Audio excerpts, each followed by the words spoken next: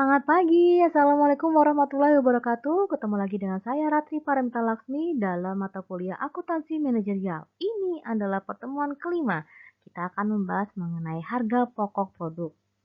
Nah, dalam suatu perusahaan profit, dia pasti punya tujuan utama. Tujuannya apa? Memperoleh laba untuk kelangsungan hidup dan kemajuan perusahaan. Nah, dalam rangka mencapai tujuan tersebut, maka perusahaan itu harus memperhitungkan berapa biaya produksi yang harus dikeluarkan sebagai dasar perhitungan harga produksi. Nah, akuntansi manajerial dan anak cabangnya akuntansi biaya mempunyai peran untuk informasi kepada manajemen atau top manajemen mengenai seberapa besar harga pokok produk yang dihasilkan oleh perusahaan. Dengan menentukan harga pokok produksi, maka perusahaan bisa tahu biaya produksi yang akan dikeluarkan. Juga perusahaan bisa menentukan harga jualnya sesuai dengan biaya produk yang telah dikeluarkan untuk memproduksi pesanan tersebut. Dengan demikian, nantinya laba akan diperoleh perusahaan itu bisa maksimal. Ada 3 faktor utama dalam menentukan harga pokok produksi. Yang pertama adalah jumlah yang akan diproduksi, berapa unit yang diproduksi. Kemudian biaya produk per unit produknya. Kemudian yang ketiga adalah harga jual per unit produksinya. Untuk lebih jelasnya, maka kita akan membahas mengenai metode apa saja yang akan digunakan dalam harga pokok produk. Metode pertama yang akan kita bahas adalah metode full costing. Ini adalah metode yang digunakan untuk menentukan harga pokok produksi dengan membebankan semua biaya produksi tetap maupun variabel pada produk yang dihasilkan. Metode ini disebut juga dengan absorption atau conventional costing. Nah, karena dia membebankan semua elemen biaya produksi, baik tetap maupun variabel ke dalam harga pokok, maka elemen biaya produksi pada konsep penentuan harga pokok penuh meliputi material cost, direct labor, dan overhead pabrik. Nah, ini adalah contoh untuk metode full costing. Di sini kita lihat ya, PT Anugrah dia memproduksi juga menjual patung Garuda berbahan dasar kayu. Harga jual per unitnya adalah 500.000. Nah, untuk data operasional PT Anugrah bisa Anda lihat di sini ya.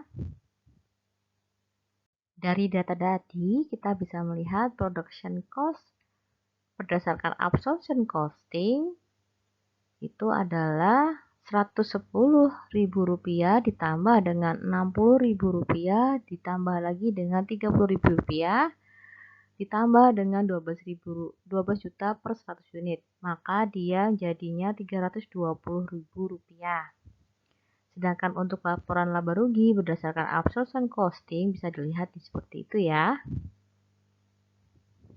Ini adalah metode untuk menentukan harga pokok dengan hanya memperhitungkan biaya produksi variabelnya saja.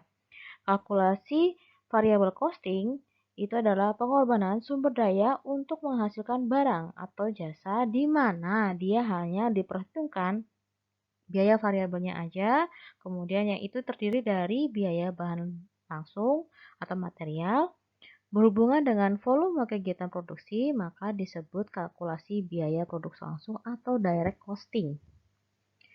Nah, pendekatan variable costing juga dikenal sebagai contribution approach atau suatu format laporan laba rugi yang dia mengelompokkan biaya berdasarkan perilaku biaya di mana biaya-biaya tersebut dipisahkan menurut kategori biaya variabel dan biaya tetap dan tidak dipisahkan menurut fungsi-fungsi produksi atau administrasi serta penjualan.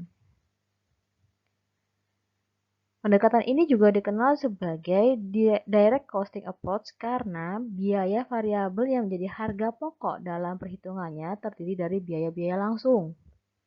Dalam pendekatan ini, biaya-biaya produksi yang berubah sejalan dengan perubahan output yang diperlakukan sebagai elemen harga pokok produksi. Nah, pada pendekatan ini dari semua unsur biaya produksi, cuman biaya-biaya variabel yang diperhitungkan sebagai elemen harga pokok produk.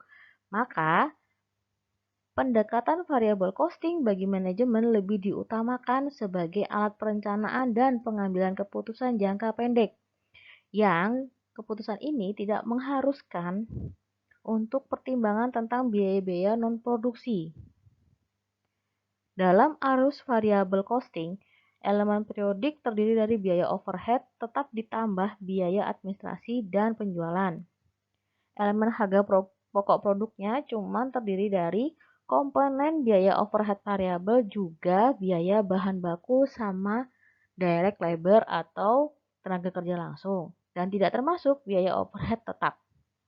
Yang kita lihat sekarang adalah contoh soal untuk metode variable costing. Contohnya sama dengan contoh soal dengan yang untuk metode full costing, di mana PT Anugrah mempunyai produksi juga menjual patung Garuda dari bahan kayu dengan harga jual Rp500.000 per unit dengan biaya produksi seperti yang tertera.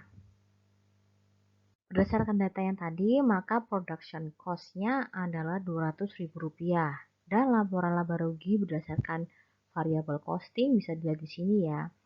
Bisa dilihat kan perbedaannya, kalau tadi yang full costing dia net profit-nya adalah 3.400.000, kemudian untuk harga pokok produknya adalah 320, sedangkan kalau metode ini harga pokok produknya adalah Rp200.000 dan net profitnya adalah Rp1.000.000. Metode terakhir yang akan kita bahas pada pertemuan kali ini adalah metode activity based costing atau metode pembiayaan berdasarkan aktivitas. Nah, ini adalah sistem akumulasi biaya dan pembebanan biaya ke produk dengan menggunakan berbagai cost driver. Dia dilakukan dengan menelusuri biaya dari aktivitas dan setelah itu dia nelusurin biaya itu dari aktivitas ke produk. Identifikasi biaya aktivitas lalu ke produk merupakan langkah dalam menyusun activity based costing yang akan kita bahas lebih dalam kemudian pada pertemuan ke-6 atau pertemuan minggu depan. Baiklah, sampai di sini dulu untuk pertemuan kita kali ini mengenai harga pokok produk.